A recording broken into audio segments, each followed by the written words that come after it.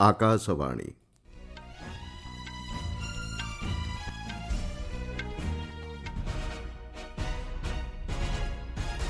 ସମ୍ବାଦ ପଢ଼ୁଛନ୍ତି ମଳୟ ରଞ୍ଜନ ମିଶ୍ର। ମୁଖ୍ୟ ସମ୍ବାଦ, ବିଶ୍ୱରେ ଭାରତକୁ ଏକ ଆଶାର କିରଣ ଭାବେ ପ୍ରତିଷ୍ଠା କରିବାକୁ ପ୍ରୟାସ ଜାରି ରହିଛି, କହିଲେ ସ୍ୱରାଷ୍ଟ୍ରମନ୍ତ୍ରୀ। ଭୁବନେଶ୍ୱର ଏମ୍ସରେ କେନ୍ଦ୍ରୀୟ ଗବେଷଣା ପ୍ରୟୋଗଶାଳାର ଉଦ୍ଘାଟନ କଲେ ସ୍ୱାସ୍ଥ୍ୟ ଓ ପରିବାର କଲ୍ୟାଣ ମନ୍ତ୍ରୀ। ପଶ୍ଚିମବଙ୍ଗର ମୁର୍ସିଦାବାଦ ଜିଲ୍ଲାରେ ୱାକଫ୍ ସଂଶୋଧନ ଆଇନ ବିରୋଧରେ ଘଟିଥିବା ହିଂସାକାଣ୍ଡରେ ଏପର୍ଯ୍ୟନ୍ତ 3 ଜଣଙ୍କର ମୃତ୍ୟୁ। ତାଞ୍ଜାନିଆଠାରେ ଆସନ୍ତାକାଲିଠାରୁ ଆରମ୍ଭ ହେବ ଆଫ୍ରିକା ଭାରତ ଗୁରୁତ୍ୱପୂର୍ଣ୍ଣ ସାମୁଦ୍ରିକ ବହୁପକ୍ଷୀୟ ସମରାଭ୍ୟାସ। ଏବଂ ଆଇପିଏଲ୍ କ୍ରିକେଟର ଆଜିର ଦ୍ୱିତୀୟ ମ୍ୟାଚ୍ରେ ଟସ୍ ଜିତି ବ୍ୟାଟିଂ କରିବାକୁ ନିଷ୍ପତ୍ତି ନେଲା ପଞ୍ଜାବ କିଙ୍ଗ୍ସ। ଛତ୍ରପତି ଶିବାଜୀ ମହାରାଜଙ୍କ ଐତିହାସିକ ଅଞ୍ଚଳ ରାୟଗଡ଼ ଦୁର୍ଗ ଦେଶର ଯୁବବର୍ଗଙ୍କ ପ୍ରେରଣାର ଉତ୍ସ ଭାବେ ବିକଶିତ କରିବାକୁ ଉଭୟ କେନ୍ଦ୍ର ଓ ମହାରାଷ୍ଟ୍ର ସରକାର ପ୍ରତିଶ୍ରୁତିବଦ୍ଧ ବୋଲି ସ୍ୱରାଷ୍ଟ୍ରମନ୍ତ୍ରୀ ଅମିତ ଶାହା କହିଛନ୍ତି।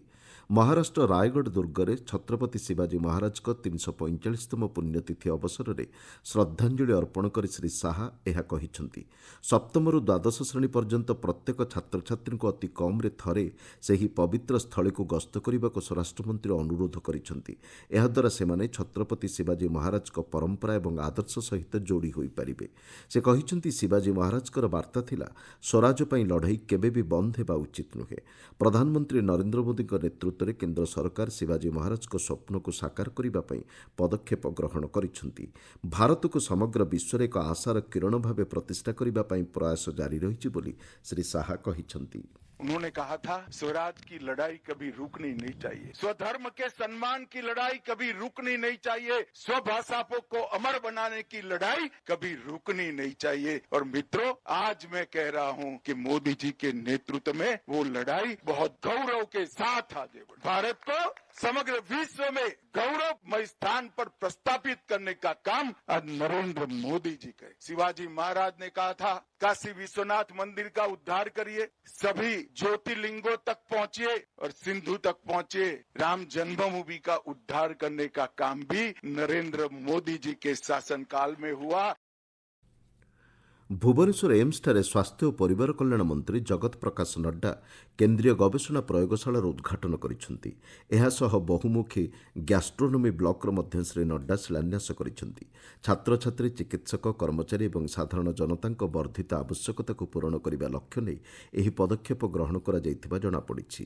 ଆଧୁନିକ ଭିତ୍ତିଭୂମି ସମ୍ପନ୍ନ ଗ୍ୟାଷ୍ଟ୍ରୋନୋମି ବ୍ଲକରେ ରୋଗୀଙ୍କୁ ବିବିଧ ସେବା ପ୍ରଦାନ କରିବାର ଲକ୍ଷ୍ୟ ରଖାଯାଇଛି। ଶ୍ରୀ ନଡ୍ଡା ଏମ୍ସ ଭୁବନେଶ୍ୱରର ନୂତନ ୱେବ୍ସାଇଟ୍କୁ ଉନ୍ମୋଚନ କରିଛନ୍ତି। ଏମ୍ସରେ ବିଭିନ୍ନ ସେବାର ସହଜ ଉପଲବ୍ଧତା ନେଇ ଏହି ୱେବ୍ସାଇଟ୍ କାର୍ଯ୍ୟକାରୀ କରାଯାଇଛି। ଏହା ବ୍ୟତୀତ ସ୍ୱାସ୍ଥ୍ୟମନ୍ତ୍ରୀ ଇଏଚ୍ଏସ୍ କ୍ଲିନିକ୍ ଏବଂ ଅମୃତ ଫାର୍ମାସିକୁ ଆନୁଷ୍ଠାନିକ ଭାବେ ଉଦ୍ଘାଟନ କରିଛନ୍ତି।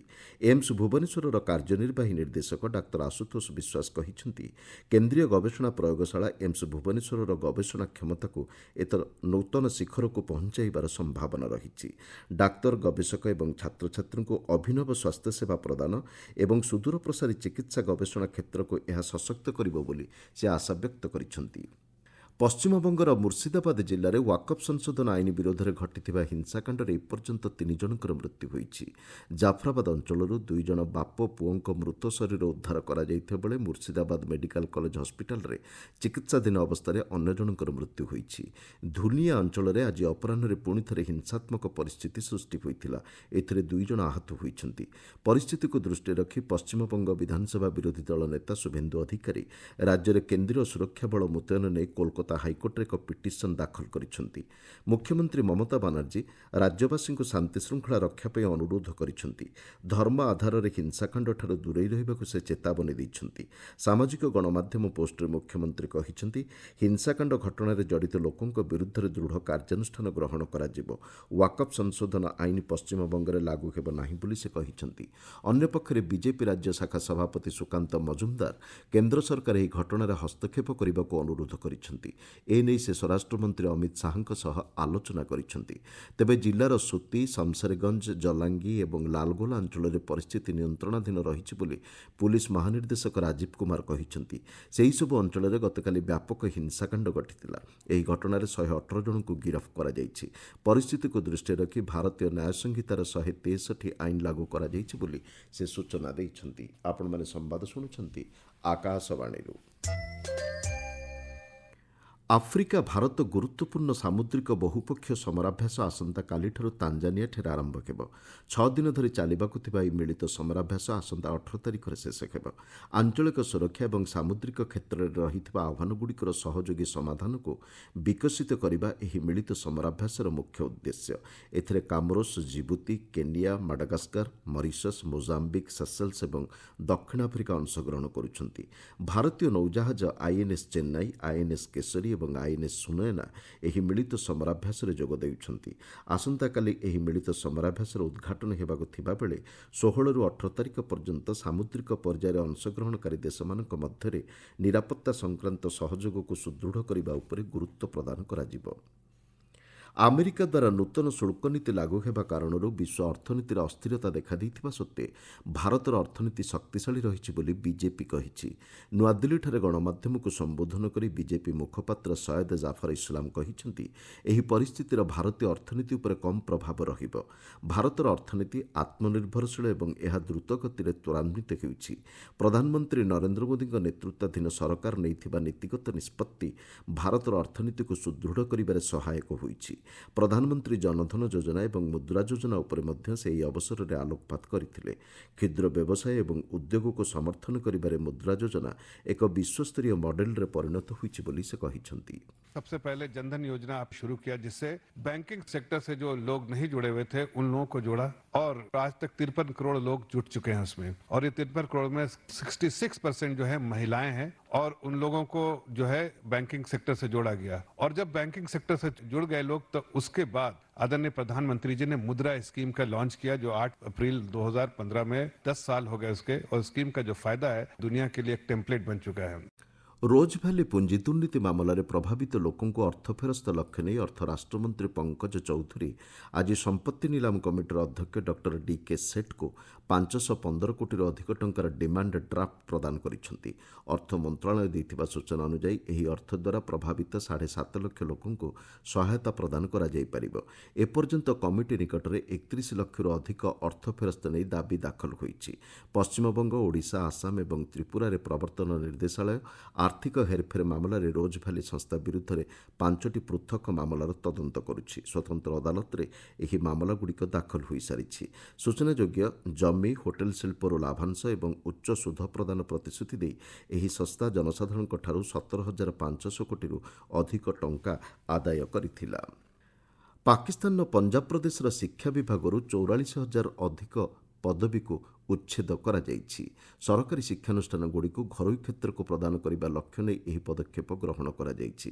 ସେଠାକାର ଗଣମାଧ୍ୟମ ସୂତ୍ରରୁ ମିଳିଥିବା ସୂଚନା ଅନୁଯାୟୀ ବର୍ତ୍ତମାନ ପାକିସ୍ତାନରେ ସୃଷ୍ଟ ମୁଦ୍ରାସ୍ଫୀତି ସଙ୍କଟ ସମୟରେ ଏଭଳି ପଦକ୍ଷେପ ନିଯୁକ୍ତି ହରାଇଥିବା ଲୋକଙ୍କ ପାଇଁ ସବୁଠାରୁ ବଡ଼ ଆହ୍ୱାନ ହୋଇଛି।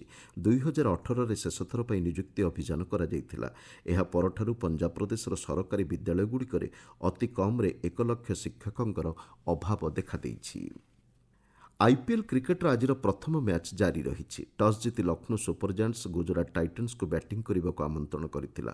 ଗୁଜରାଟ ନିର୍ଦ୍ଧାରିତ 20 ଓଭରରେ 6 ୱିକେଟ୍ ବିନିମୟରେ 180 ରନ୍ ସଂଗ୍ରହ କରିଥିଲା। ଦଳ ପକ୍ଷରୁ ଅଧିନାୟକ ଶୁଭମନ ଗିଲ୍ ସର୍ବାଧିକ 60 ରନ୍ କରିଥିବା ବେଳେ ସାଇ ସୁଦର୍ଶନ 56 ରନ୍ ସଂଗ୍ରହ କରିଥିଲେ। 181 ରନ୍ର ବିଜୟ ଲକ୍ଷ୍ୟକୁ ପିଛା କରି ସମ୍ବାଦ ପ୍ରସ୍ତୁତ ହେବା ବେଳକୁ ଲକ୍ଷ୍ନୌ 17 ଓଭରରେ 3 ୱିକେଟ୍ ବିନିମୟରେ 163 ରନ୍ ସଂଗ୍ରହ କରିଥିଲା।